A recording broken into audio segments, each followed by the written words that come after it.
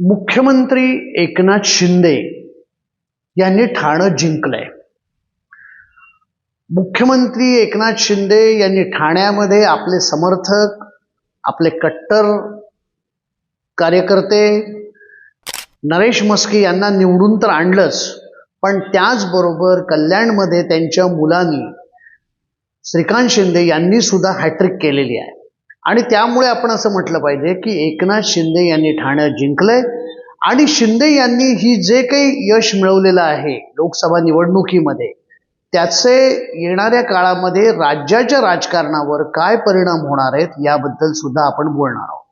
नमस्कार, मी संदीप प्रधान. रिजनल डायरीजमध्ये आज आपण ठाणे मुख्यमंत्री शिंदे त्यांना मिळालेलं यश आणि त्याचे होणारे परिणाम राज्यातल्या राजकारणावर याबाबत बोलणार आहोत. पहिली गोष्ट आपण एक लक्षात घेतली पाहिजे की ठाणे लोकसभा मतदारसंघाकरता भाजप अखेरपर्यंत अडून बसली होती. भाजपचं असं म्हणणं होतं की या मतदारसंघामध्ये शिंदे सेनेकडे कुठलाही सक्षम उमेदवार नाही, इथं आमची ताकद आहे आणि त्यामुळे आम्हालाच ही जागा म्हणजे ठाणे लोकसभेची जागा लढवायला मिळाली पाहिजे. आणि त्यामुळे मग कल्याणची जागा ही जाहीर होत नव्हती आणि असा एक सगळा पेच निर्माण झाला होता. अखेरीस पालघरची जागा ही भाजपला देऊन ठाण्याची जागा शिंदे यांनी सोडवून घेतली. त्यामुळे नाराजी झाली. आपल्याला माहिती आहे की गणेश नाईक यांचे पुत्र संजीव नाईक हे नाराज झाले. तिथं राजीनामा देण्यात आला भाजपच्या कार्यकर्त्यांकडून, नाईकांच्या समर्थकांकडून. आणि त्यामुळे आता ठाणे लोकसभा मतदारसंघात काय होणार असा प्रश्न निर्माण झाला होता. नरेश म्हस्के हे आत्तापर्यंत महापालिकेमधले नगरसेवक राहिले होते, त्यामुळे एकदम म्हस्के यांच्यावर ही जी काही जबाबदारी टाकली आहे ती ते पेलू शकणार का, ते निवडून येणार का, अशा अनेक तर्कवितर्क केले जात होते.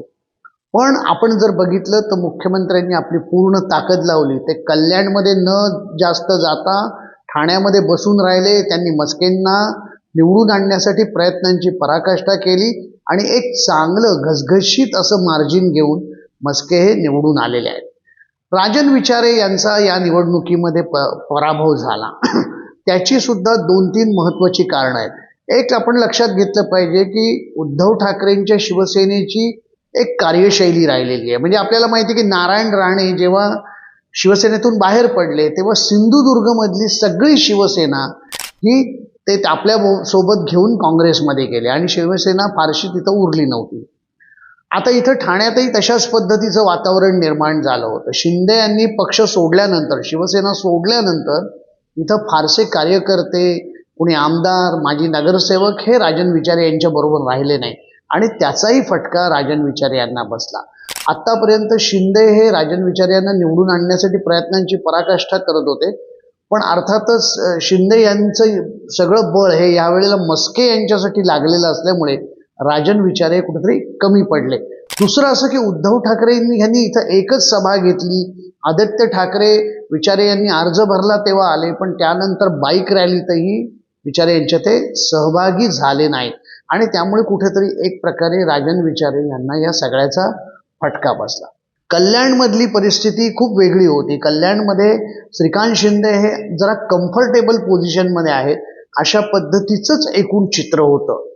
कारण तिथं ज्या वैशाली दरेकर यांना उद्धव सेनेने उमेदवारी दिली होती तर त्यांचा प्रचार हा दृश्य स्वरूपात फारसा दिसतही नव्हता आणि त्यामुळे त्यांच्या दृष्टीने म्हणजे श्रीकांत शिंदे यांच्या दृष्टीने ही निवडणूक तुलनेने सोपी असल्याचं दिसत होतं. श्रीकांत शिंदे यांना कल्याण ग्रामीणमधले मनसेचे आमदार जे आहेत राजू पाटील यांच्या मतदारसंघामध्ये खूप चांगलं मताधिक्य मिळालेलं आहे. हा सुद्धा मुद्दा तितकाच लक्षात घेतला पाहिजे. म्हणजे मनसे बरोबर केलेली जी युती आहे, महायुतीमध्ये मनसेला सामावून घेण्यात त्याचा लाभ हा कुठेतरी श्रीकांत शिंदे यांना अधिक प्रमाणामध्ये झालेला आहे असं आपल्याला दिसतं. आता आपण थोडासा आणखीन एक विचार केला ह्या ठाणे जिल्ह्यातल्या एका मतदारसंघाचा, तर तो म्हणजे भिवंडी लोकसभा मतदारसंघ. इथं तिहेरी लढत झाली आणि इथे म्हणजे केंद्रात राज्यमंत्री राहिलेले कपिल पाटील हे उमेदवार होते आणि त्यांच्या विरोधात शरद पवार गटाचे सुरेश म्हात्रे उर्फ बाळ्यामामा हे उमेदवार होते आणि तिसरे अपक्ष उमेदवार होते निलेश सांबरे. निलेश सांबरे यांनी या मतदारसंघामध्ये इतक्या मोठ्या प्रमाणावरती मतं घेतली, म्हणजे मग ते शहापूर असेल, मुरबाड असेल आणि अन्य काही भाग, कल्याण पश्चिमेतही त्यांनी बऱ्यापैकी मतं घेतलेली आहेत. तर अशा सगळ्या ठिकाणी सामरे यांनी मतं खाल्ल्यामुळे त्याचा एक मोठा फटका हा कपिल पाटील यांना बसला. इकडे कपिल पाटील आणि भाजपचे आमदार किसन कथोरे यांच्यामध्ये एक मोठा संघर्ष गेले काही दिवस सुरू होता आणि मतदानानंतर सुद्धा कपिल पाटील यांनी असं वक्तव्य केलं होतं की आता निवडणुकीचे निकाल लागल्यानंतर काही लोकांचा करेक्ट कार्यक्रम मला करावा लागेल. भाजपचे माजी मंत्री जगन्नाथ पाटील यांनी तर कपिल पाटलांच्या समर्थनार्थ आणि कथोरेंच्या विरोधात म्हणजे कथोरे यांची भाजपमधून हकालपट्टी करावी असं पत्रक सुद्धा काढलं. पण प्रत्यक्षामध्ये जेव्हा आपण निकाल बघतो तेव्हा असं आपल्याला लक्षात येतं की कपिल पाटील यांना जर कुणी हात दिला असेल तर तो मुरबाड लोकसभा आपल्या मुरबाड विधानसभा मतदारसंघामध्ये किसन कथोरे यांनीच एक हात दिलेला आहे. नाहीतर अनेक ठिकाणी आपण जर बघितलं तर जी एक काटेकी टक्कर भिवंडीमध्ये झाली त्याच्यामध्ये म्हणजे कपिल पाटलांनाही मतं मिळालेली आहेत, बाळामामा म्हात्रेंनाही मिळाले आहेत आणि सामरे यांनी मोठ्या प्रमाणावरती मतं खेचल्यामुळे साहजिकच त्याचा फटका हा कपिल पाटलांना बसलाय. म्हणजे ठाणे जिल्ह्यामध्ये आमची ताकद आहे, आमच्याकडे चांगले चांगले सक्षम उमेदवार आहेत असा दावा करणाऱ्या भाजपला ठाणे जिल्ह्यातला भिवंडी लोकसभा मतदारसंघ हा गमवावा लागलेला आहे.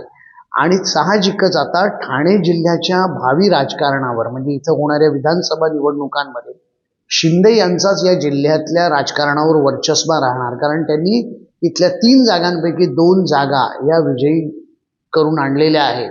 ठाणे शहरामध्ये म्हणजे ठाणे शहरातली किंवा ठाणे लोकसभा मतदारसंघाची जागा ही भाजपचा विरोध असतानाही भाजपतले काही नेते हे असहकार करत असतानाही त्यांनी निवडून आणली. हे सगळ्यात मोठं त्यांचं यश आहे. आपल्याला माहिती आहे की विधानसभा निवडणुकीच्या दृष्टिकोनातून मध्यंतरी काही विधानं केली गेली. छगन भुजबळ असं म्हणाले की राष्ट्रवादी काँग्रेसला 70 ते 80 जागा देण्याची कमिटमेंट ही केलेली आहे भाजपने आणि ती त्यांनी पूर्ण करावी. पण प्रत्यक्षात जर आपण आता निकाल बघितले तर राष्ट्रवादी काँग्रेसला जेमतेम 1 जागा मिळालेली आणि बारामतीमध्ये सुद्धा सुनेत्रा पवार यांचा पराभव झालेला आहे. मग त्या तुलनेमध्ये एक मोठी घसरण भाजपची झाली आणि भाजप आता 9 जागांवर आलाय आणि शिंदे सेना ही 7 जागांवर आहे. म्हणजे भाजप आणि शिंदे सेना यांच्यामधलं अंतर हे केवळ 2 जागांचं आहे. म्हणजे अशा परिस्थितीमध्ये जे भाजपला असं वाटत होतं की येणाऱ्या विधानसभा निवडणुकीमध्ये आपल्या अधिक लोकसभेच्या जागा निवडून आल्यामुळे आपण साधारण 180 ते 200 जागा लढू आणि यांना मित्रपक्षांना 30-40 जागा देऊन त्यांची बोळवण करू, तर आता तशी बोळवण भाजपला करता येणार नाही. शिंदे यांच्याशी तरी भाजपला वाटाघाटी कराव्या लागतील आणि त्यांना एक मोठ्या प्रमाणावर म्हणजे अगदी 100-125 पर्यंत जागा या कदाचित द्याव्या लागू शकतात भाजपला. आणि त्यामुळे शिंदे यांना हे सगळं यश मिळण्यामध्ये त्यांच्या गृह जिल्ह्यांनी त्यांचा जिथं बेस आहे, त्यांचा जिथे पाया आहे त्या ठाणे जिल्ह्यांनी त्यांना खूप मोठी मदत केलेली आहे. आणि त्यामुळे भविष्यातल्या राजकारणामध्ये शिंदे यांचा पाया मजबूतही झालेला आहे. आणि साहजिकच येणाऱ्या विधानसभा निवडणुकीत अजितदादांचं काय होईल माहीत नाही, त्यांना किती जागा भाजप सोडेल माहीत नाही, पण शिंदे यांची तरी मात्र नीट व्यवस्थित दखल घेऊन त्यांना काही एक सबस्टॅन्शियल एक जागा ह्या भाजपला सोडाव्याच लागतात.